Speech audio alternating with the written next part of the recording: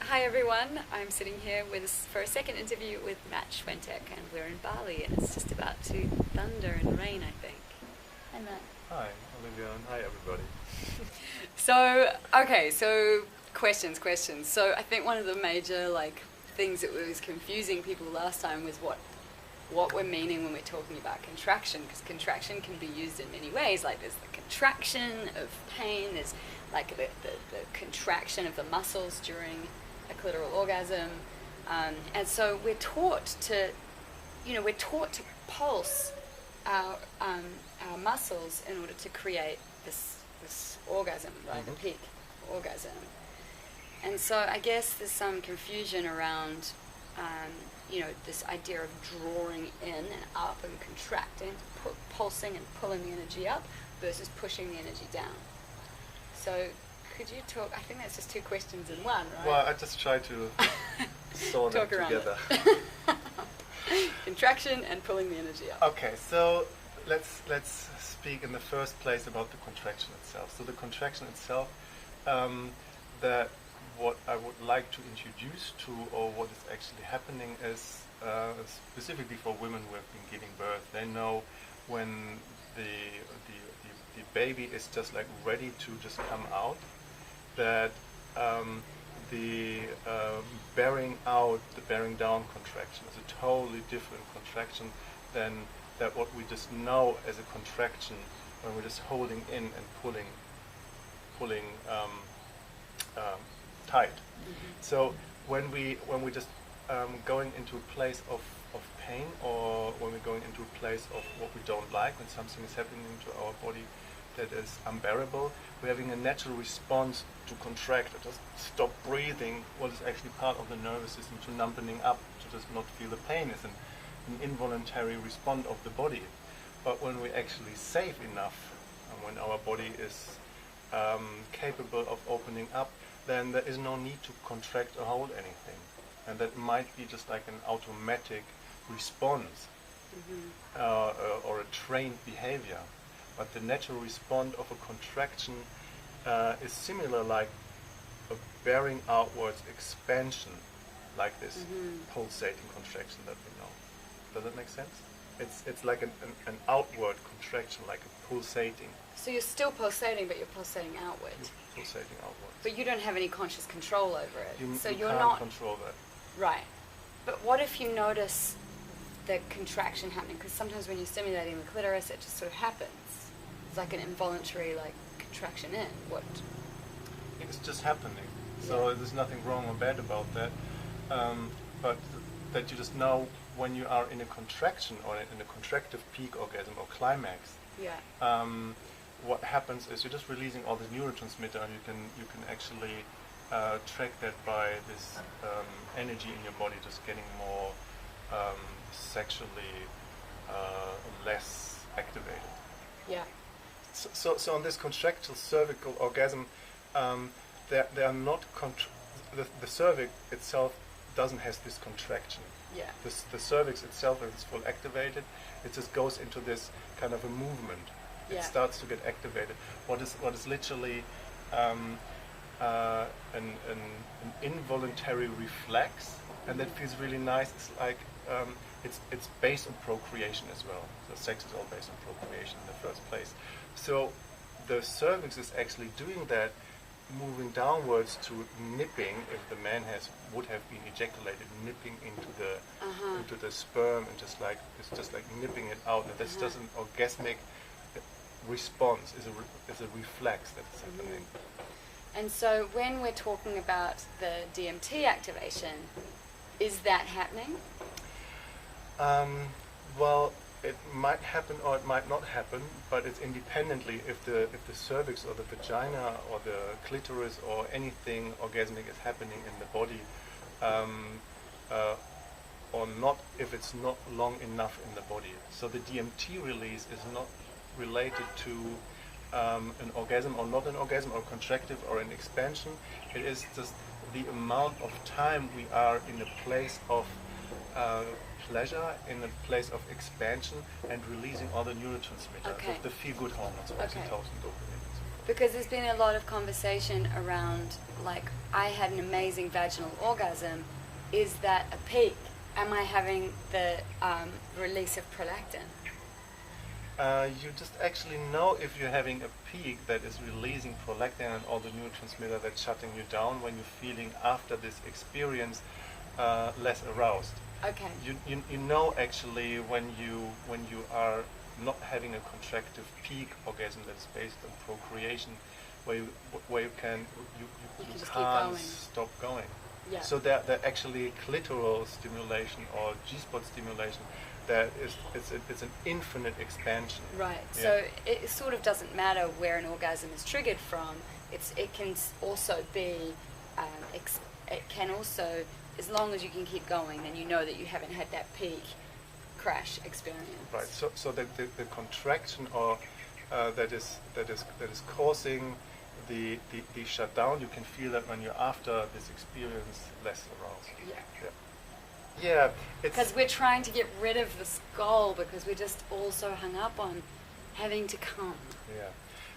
I like to explain it with a specific dynamic that calls the Fibonacci code, or the code. It's a spiral, this kind of spiral of life.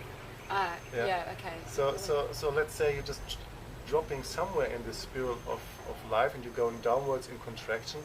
There's only one way, you're just contracting in a very deep spot, and that needs a release.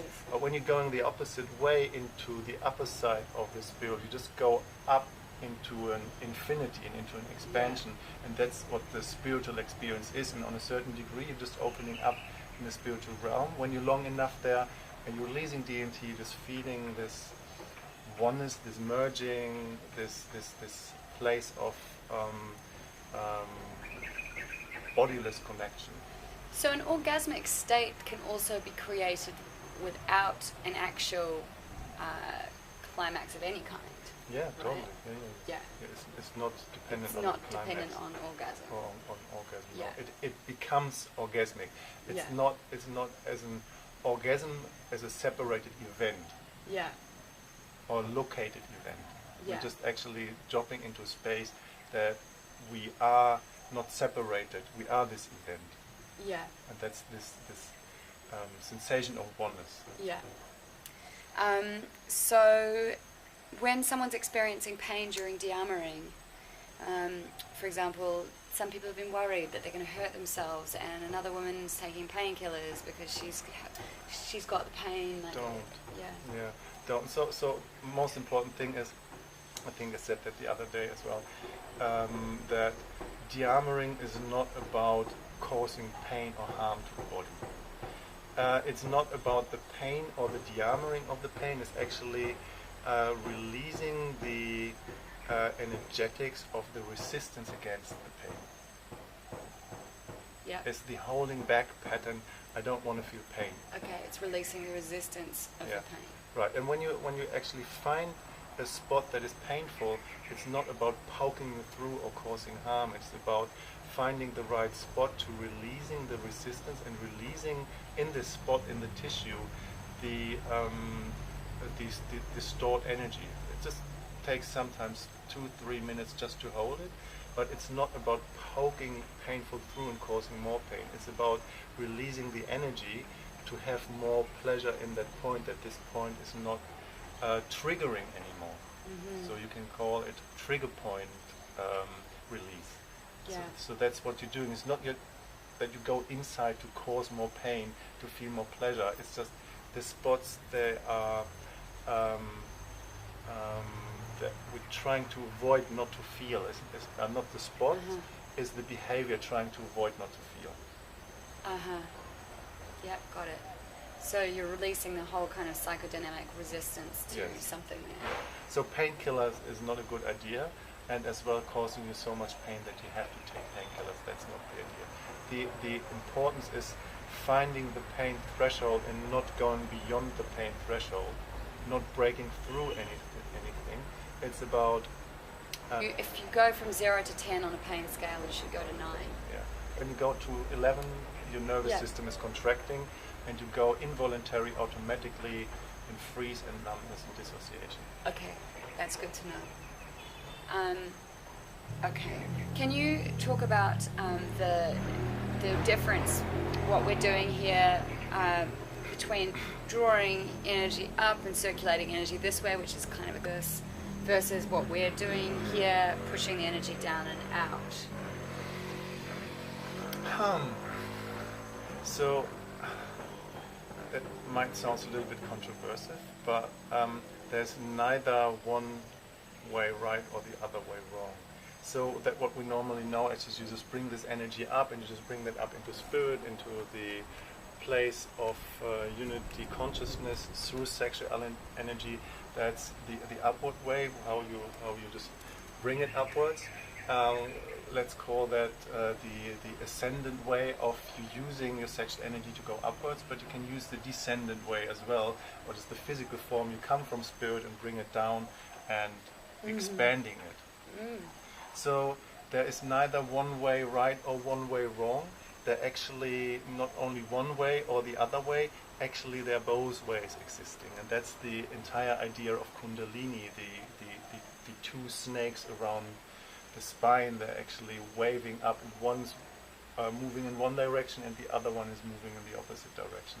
So they're actually both ways possible, and neither one way is right nor the other is wrong. Except that my experience with drawing the energy up has meant pumping the pelvic floor. Yeah. So like using it as an energy trampoline to pull the energy up, but that's a contraction. That's true. So that's where I'm getting confused. It's more like that the energy that's sexually, let's speak more neurological. So that the energy that is causing in your genitals, that is perceived as pleasure, is an energy that can go into your body, into this place of bringing them up. It's not about contracting or pulling them up. It's the energy will just like follow that way anyway. Yeah. So it's nothing you have to do. So why do we get taught to contract?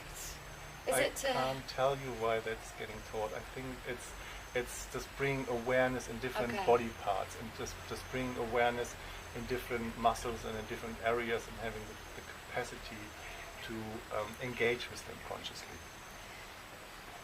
Yeah. So the thing is, then we shouldn't need to try to push out either. No. Matt. It's both ways. It's both ways. So in the first place, you just want to bring awareness into the contraction, into different muscle groups. When you don't have any awareness in your body, of course you can play with them, but it's not the end of the line. As well, the pushing out is not the end of the line. You know, when you're giving birth, you don't bear down for the rest of your life. So what you're teaching is just bringing awareness to the sensation, practicing that. Yes. Okay. So just imagine your pelvic floor or your lower body is like a fist. Yeah.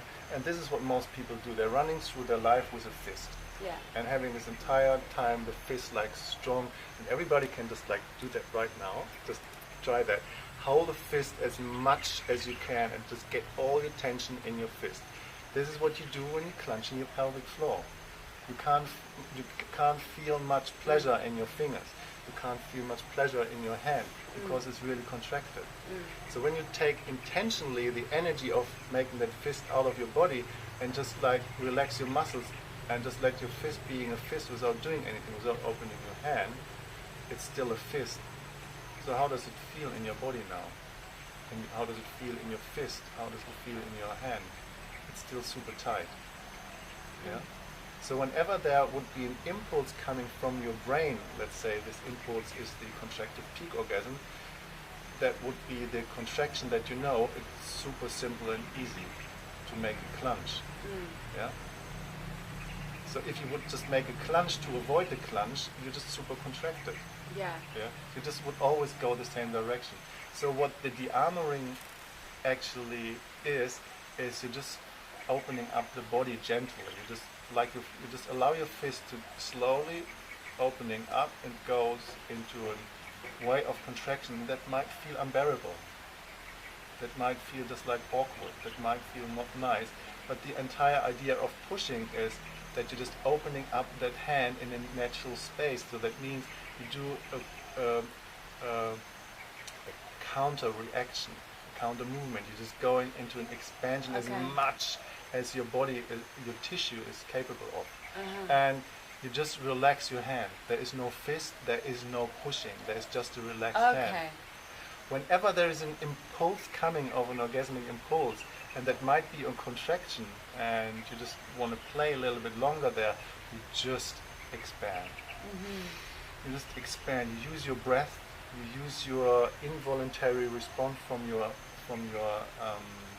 abdominal just to opening up. That's what it is all about. If your fist is clenched, it needs opening up. You can call that de-armoring. And sometimes says, that really hurts. And then you find the place where you can keep that open and relax. The relaxed space is it. It's neither that one nor that one. Balanced. It is somewhere in between. Okay. Yeah, right. Which works really beautifully with relaxed arousal. Yes. And that's the entire idea of relaxed arousal. It's just blossoming, it just opens up. There is no need of just like going, holding. Yeah, because I think Celia also said in her interview, like, you're practicing pushing out, but it doesn't mean that for the rest of your life you're going to be like pushing out. It's just going to kind of start relaxing out like that. Yes. Okay. So, and it's a totally different orgasmic response. Instead of going into this contraction and finishing it up with a contraction with a peak, it's like you're just entering a field of infinite expansion, where you have the capacity kind of to drop in and out, however, wherever, whenever you want. So is Kundalini energy being awakened here? Like, is this what's happening when DMT is released? I can't really say if DMT is related to Kundalini. Kundalini is just an experience, as far as I'm aware of, that is based on a specific state of the nervous system. There's a very beautiful lady in New Zealand. Her name is Diane Dixon. I have to research that, but we will probably put that out. She has a webpage, Biology of Kundalini, where she is just like giving this big explanation what's happening in the nervous system. A very brief understanding of Kundalini is, it is when the contraction of your body, all holding patterns, everything that is involuntary clenching or holding, withholding of your energy, and this is getting released. This is a specific part of your nervous system that is opening up and allowing all this tension, all the contraction, specifically in one muscle group in your core muscles, the psoas muscle, to just relax, and all this energy is getting released. And Kundalini doesn't mean that you have to have DMT release, because it doesn't feel very pleasurable. Kundalini. Yeah, some people, they have just like this unbearable experience. They're having this vibration, this shaking in their body all the time, and they can't say that they have pleasure. What you need to release DMT is a natural response of oxytocin, and that's the feel good, the cuddle hormone, the softness, the gentleness, trust, safety. Yeah, you're just open.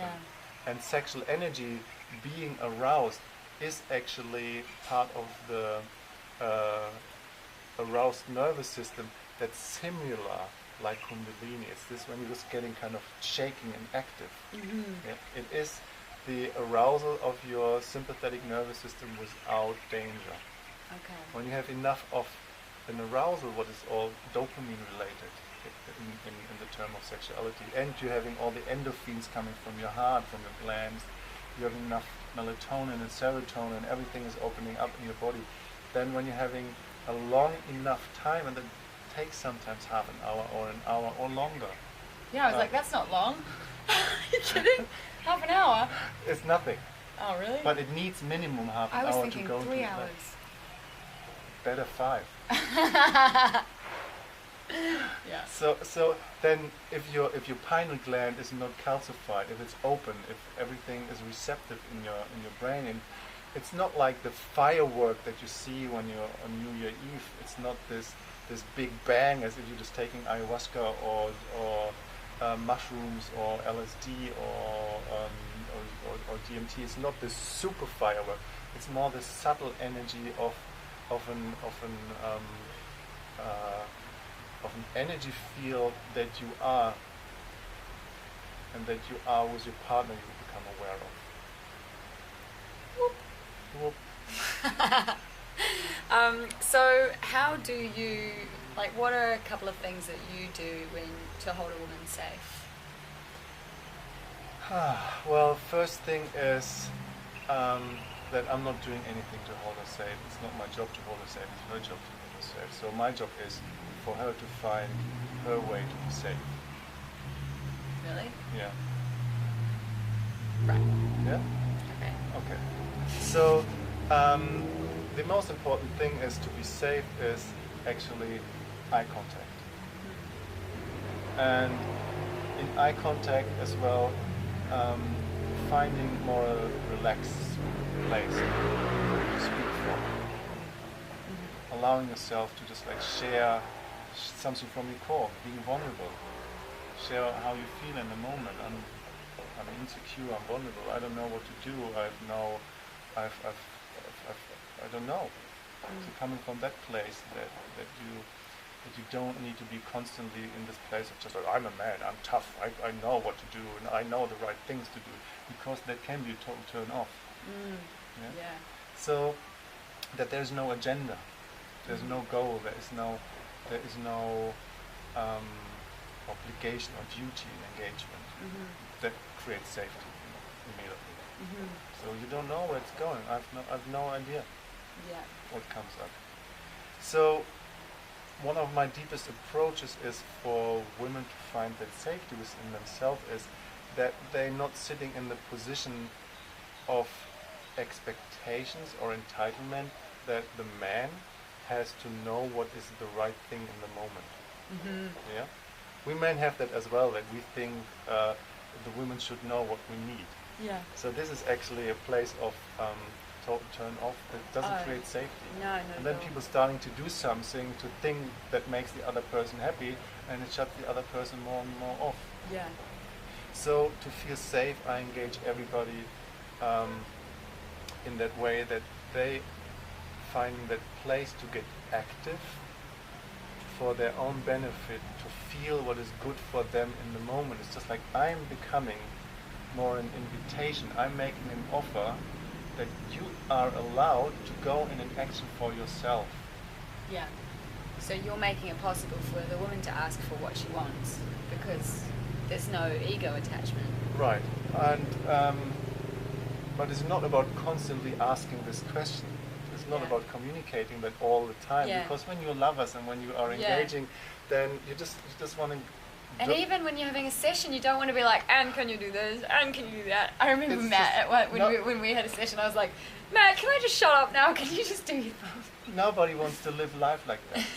and this is not what it's all about. It's about when you're safe and when you're feeling the invitation, then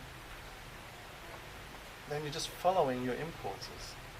And I think it's an important piece for women to just trust their impulses in the first place and create that safety in being active in the first place, but only to a certain degree. Because on another level, you just want to drop in and you want to surrender, and you want to be taken to that place where you just expand into infinity. So do you think it's just practice, time? Getting the goal out of the way, no agenda. No expectation? No expectation. From either side? From either side. Yeah, so it's just really clean. Really clean. And if something occurs, if you're just feeling awkward, if you're feeling embarrassed, if you're feeling shame or you're feeling guilt or whatever there is, just allow that to feel. Just engage with that. Oh, I'm feeling really stupid right now. I don't know what to do. Great, enjoy it. Yeah, just be with it. Be with it. Yeah. So, okay, can we talk about men? Yes. How do you Dhyama a penis? Very careful. I have a model. Oh, great. Nice looking one. So this model is, let's say, a man in an erected form, or the penis in an erected form. The Dhyama itself doesn't have to be in an erected form. So you can go into the tissue of the man's genital and de-armor them when they're soft. Yeah. So you don't need a man having an erection to de-armor them. You can go for man's de-armoring as well in the anus. Very careful, with consent of course, and very gentle and carefully. That a man can actually become aware of how it is to be receptive. Yeah. Yeah, and that there is no doing involved, Yeah. and that there is no protection and defense. Yeah. So the cock can be soft, and in the first place, the armoring of the penis is in a soft cock that you just go and releasing all the tension on the side of the groins of the penis root, of the erectile tissue. Yeah, so you mean underneath the scrotum? Underneath the So on the sides? On the sides, yeah. Because you can feel the root? Yeah. Do you mean on the sides of the root? Yes. Okay. You go internally through the anus, because in the anus is a lot of contraction hole, and then you just go internally of the anus. It's the length of 1 finger or 2 finger, where you feel the prostate, and you just touch the prostate and release tension out of the prostate. Is the core sensation of sexual feeling in a man's experience. It is this. It's a feeling of can be a feeling of sharpness. It can be a feeling of heat. It can be a feeling of like a big P reflex. It is the same feeling as if you're just having, as a man, this impulse to ejaculate. That all happens there in the prostate, and releasing that and relaxing that, and you can do a lot of work on the penis root in the pelvic area, where just really squeezing the tissue of the erectile tissue. So pushing. A man can sit on a tennis ball, or you can use your palm. Okay. And you're just really pressing deep enough in there to just like releasing tension, releasing contraction.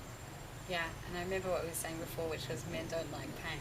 Men don't like pain. It's not like that that's about the pain. It's about that they don't like the pain, and that needs the de-armoring, not the pain needs de-armoring. They don't like the resistance against pain needs de-armoring. And that's the same for us too. It's the same for you too.